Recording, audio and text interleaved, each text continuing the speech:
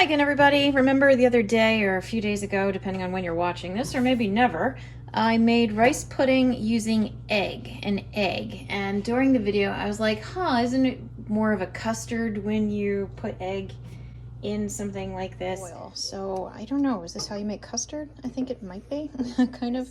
And it turns out, yes, I was right. It is more of a custard type of a dessert. So I found a more traditional pudding recipe. It's rice pudding using cornstarch. You know, cornstarch was added to boiling milk and that kind of stuff to thicken it up to make the puddings. So here we go. I'm going to try this recipe I found to make rice pudding using cornstarch instead of egg. The proportions are a little different. The ingredients are basically the same. So I feel like it's going to come out similar, but maybe texture-wise it could be a little off, or a little different. Not off, but just different. And there's also a lot less sugar, so I'm kind of curious how the flavor is going to be. I'm sure it'll be delicious though. But anyway, getting started. Okay. In your saucepan, you're going to combine, you're going to add 1 cup of cooked rice. The recipe I showed you before, it was uncooked. This is cooked, so 1 cup of rice. Easy enough. Throw that in the sink. Okay. We're going to add 2 cups of milk. I am using skim milk because that's what I had. And I'm not going to throw that because that's glass. Sugar. I'm going to add 1/4 cup of sugar, just regular old granulated sugar. I'm going to do a teaspoon of vanilla. I used up the last of my rum vanilla before making the rice pudding with the egg, so this time I'm using my vodka.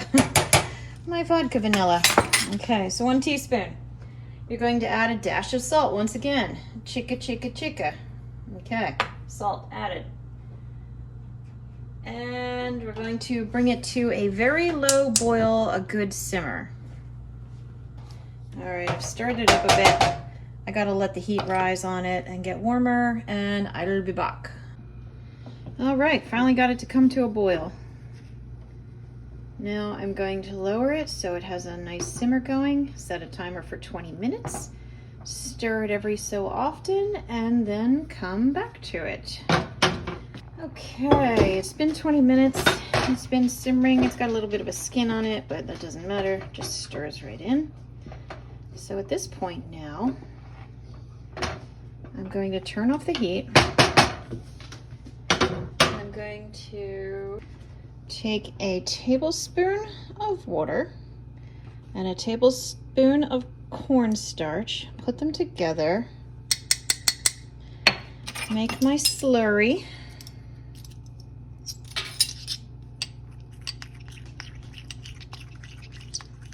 There it goes.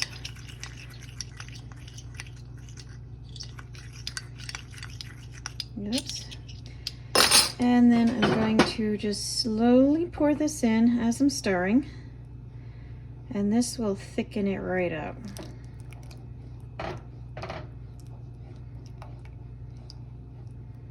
Scrape it in.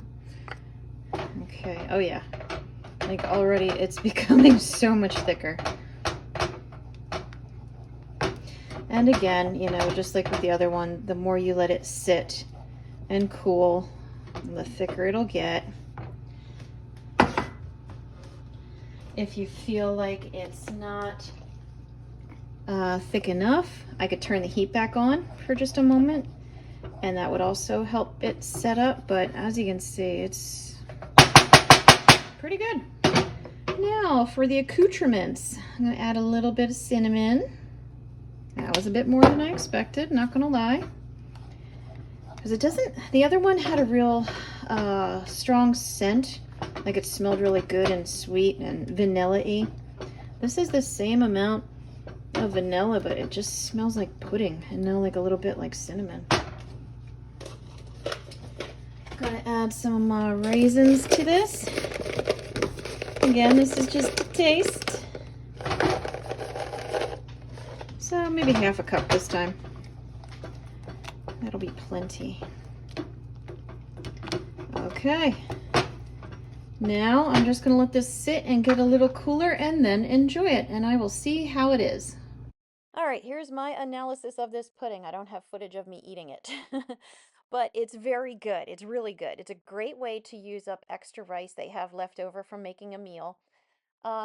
Definitely thicker, a little less sweet, of course, a little more starchy kind of feel in the mouth, like I was thirsty after eating it. But it's really, really good. It's, like I said, a great way to use up your extra rice, so definitely worth trying, and I'm planning on making more, so there you go. So I hope you found this video helpful. Please like and subscribe because it helps me out as well. I've got a ton of other videos out there. They're not just cake videos either. I got a lot of recipes thrown in as well. And as always, thanks for watching Caketastic Cakes.